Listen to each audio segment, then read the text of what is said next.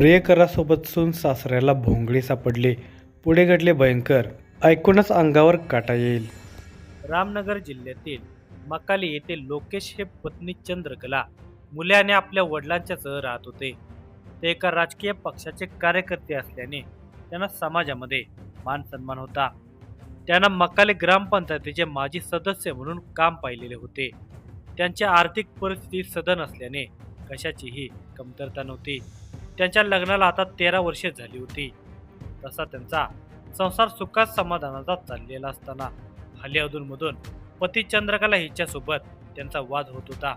याला कारणही तसेच होते. 2 वर्षापासून चंद्रकलाच्या वागण्यात आणि राहणीमानामध्ये बदल झाला होता. ती तासनतास कुठल्या तरी माणसासोबत बोलत असल्याचे लोकेश यांच्या लक्षात आले होते. त्यांनी याचा जाब तिला विचारला असता ती त्यांनाच तुम्ही माझ्यावर उगीच संशय घेऊन मला बदनाम करत आहात असे म्हणाली. तिने कितीही साळसूदपणाचा आव आणला तरी लोकेश यांच्या मनातील संशय काही कमी होत नव्हता. त्यांची पक्की खात्री झालेली होती. तिचे मांड्या येथील नवेले गावातील योगेश याच्याबरोबर संबंध होते. चंद्रकला 33 वर्षीय देखणी तरुणी होती. ती विवाहित असली आणि तिला मुले असली तरी तिची जवानी कायम होती. सदन परिस्थिती असल्याने आणि नीटनेटके राहणे असल्याने तिची जवानी दिसत होती. सोशल मीडियावर तिचे सुंदर फोटो पाहून अनेकांची नियत बदलत होती. यातच एक तरुण होता योगेश. त्याने तिच्याशी चॅटिंग करत ओळख वाढवली. ओळखीचे रूपांतर मैत्रीत आणि नंतर प्रेमात कधी झाले हे त्या दोघांनाही समजले नाही. आता तो तिच्या घरी येऊ लागला. ती त्याच्यासोबत फिरायलाही जाऊ लागली. लोकेश कामानिमित्त नेहमी बाहेर असे. ही संधी साधून घरातच चंद्रकला योगेश सोबत शरीर संबंध ठेवू लागली. कसली भीती न बाळगता ती आता काम क्रीडेमध्ये रंगून जात होती. त्या दोघांचा हा नंगानाच एकदा तिच्या सासऱ्याने पाहिला. आपली सून आपल्याच घरात परपुरुषासोबत विवस्त्र अवस्थेत शरीर संबंध करत असल्याचे पाहून त्यांचा पारा चढला. त्यांनी त्या दोघांच्यावर राग व्यक्त केला. पण ते वृद्ध असल्याने त्या दोघांनी त्यांनाच गप्प बसवले आणि या प्रकाराची वाच्यता केल्यास परिणाम चांगले होणार नाहीत अशी धमकी दिली. त्या दोघांच्या समोर ते गप्प बसले. पण मुलगा लोकेश येताच त्यांनी त्यांना सगळा प्रकार सांगितला. आपल्या बायकोचा प्रताप ऐकून लोकेश यांना राग आला. त्यांनी तिला जाब विचारला पण ती कानावर हात ठेवत असल्यामुळे संतप्त लोकेश यांनी पत्नी चंद्रकलास घरातून हाकलून लावले. पतीने घराबाहेर काढल्याचा तिच्यावर काही परिणाम झाला नाही. थेट प्रियकर योगेशकडे गेली. तिथून चंद्रकला आणि योगेश हे जोडपे बंगळुरू येथे जाऊन राहू लागले. आता एकत्र राहत असल्याने त्यांना रान मोकळे झाले होते.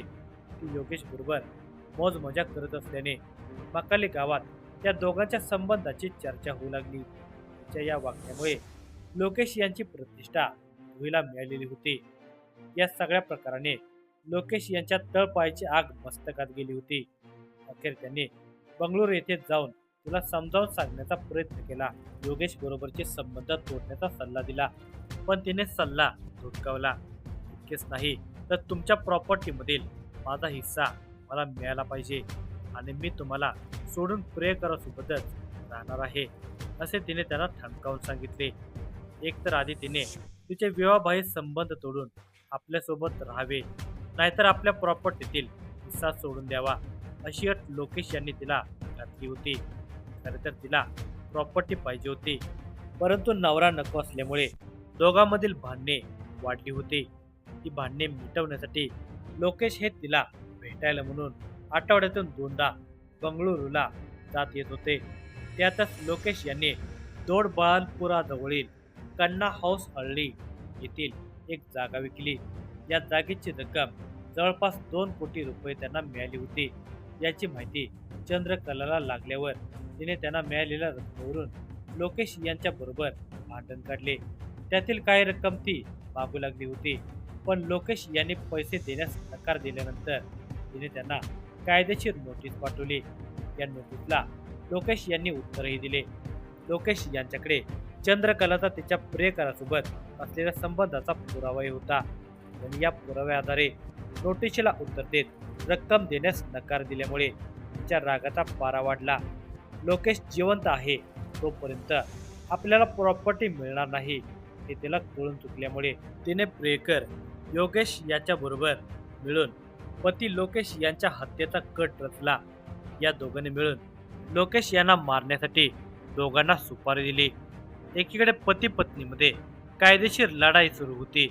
दोघेही कोर्टात तारीखेला येत जात होते. तर दुसरीकडे ती प्रियकरासोबत पतीचा खून करण्यासाठी कट रचत होती. त्यासाठी तिचा प्रियकर योगेशने आपला मित्र शांताराजू याला बोलावून लोकेशच्या हत्येची 5 लाखात सुपारी दिली. शांताराजू याने आपले मित्र शिवलिंग चंदन कुमार आणि सूर्यकुमार यांना लोकेशच्या हत्येमध्ये सहभागी करून घेतले. चंद्रकला, योगेश आणि सुपारी घेणाऱ्या चौघांनी मिळून लोकेश यांच्या हत्येचा प्लॅन रचला. लोकेश यांना कुठे मारायचे, कसे मारायचे, हत्या करून ती आत्महत्या दाखवायची असा सगळा प्लॅन रचला. दिनांक 23 जून 2025 रोजी चंद्रकला हिने पती लोकेश यांना केस संदर्भात चर्चा करावायची आहे म्हणून बंगळुरू येथे बोलावून घेतले. त्या दिवशी ते मकाली येथून आपली काळ्याच रंगाची कार घेऊन बंगळुरूला रवाना झाले. ते चंद्रकलाला भेटले. हा वाद मिटावा असा त्यांचा प्रयत्न होता, पण चंद्रकलाच्या मनामध्ये वेगळे शिजत होते. त्याने उशिरापर्यंत त्यांना बोलण्यात गुंतवून ठेवले आणि नंतर वाद घालण्यास सुरुवात केल्यामुळे लोकेश हे रात्री उशिरा बंगळुरूहून परत मक्काल येथे जाण्यास निघाले. रात्री ते कारने कॅसरपुरा रोडवरील कानवा धरण रस्त्यावर आले असताना त्यांच्या मागून एक कार आली. ती कार त्यांच्या कारच्या आडवी घालून कारमधील लोकांनी त्यांना थांबवले. कारमधून 5-6 जण उतरले होते. त्यांनी लोकेश यांना कारमधून बाहेर काढून मारहाण करायला सुरुवात केली. या मारहाणीमध्ये आणि झटापटीत लोकेश हे मारेकरांच्या तावडीतून सुटून पळून जात असताना खाली पडले. त्यावेळी शांताराजूने आपल्याकडील विषाची बाटली लोकेश यांच्या तोंडात जबरदस्तीने ओतली. त्यांना जबरदस्तीने चौघांनी विष पाजले. विष पोटात गेल्याने ते तडफडू लागले. हा सगळा खेळ दुसऱ्या कारमध्ये बसून चंद्रकला आणि तिचा प्रियकर योगेश पाहत होते.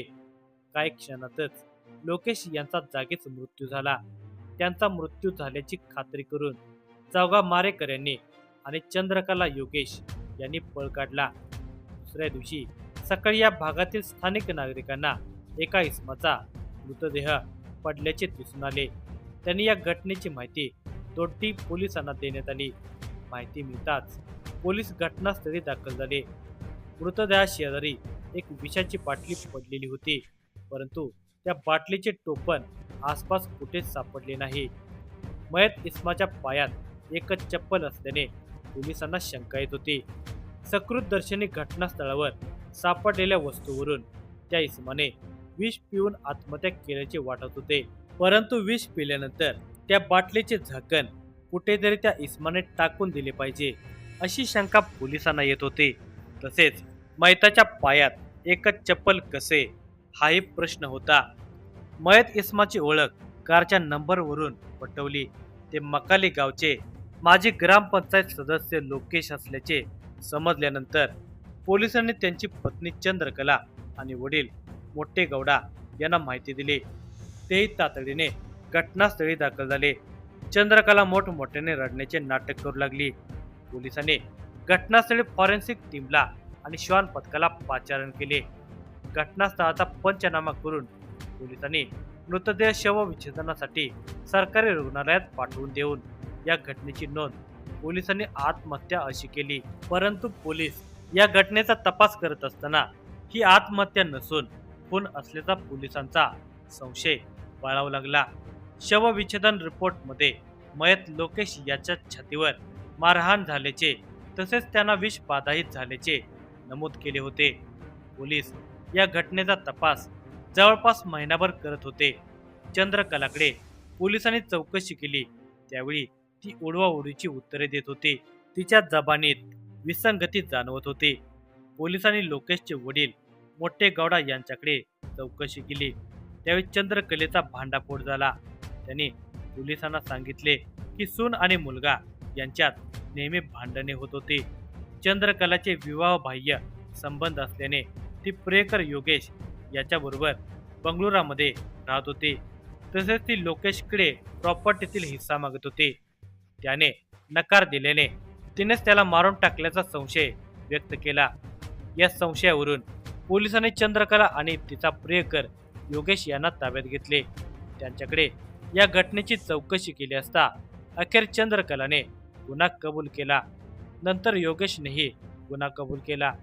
मयत योगेश यांचे वडील मोठे गौडा यांनी दिलेल्या फिर्यादीवरून दौंडी पोलिसांनी लोकेश वय वर्ष 43 यांचा खून करून पुरावा नष्ट केल्याप्रकरणी त्यांची पत्नी चंद्रकला वय वर्ष 35, प्रियकर योगेश वय वर्ष 33, सुपारी घेणारे शांताराजू याला नावेली येथून, शिवलिंग याला आर कन्नळहಳ್ಳಿ तर कागन्नहಳ್ಳಿ येथून चंदन कुमार आणि सूर्यकुमार यांना ताब्यात घेतले. या संशयितांच्या विरोधात भारतीय न्याय संहितेच्या वेगवेगळ्या कलमाखाली गुन्हा दाखल करण्यात आला. तसेच गुन्ह्यात वापरलेली कार, विषाची बाटली जप्त केली.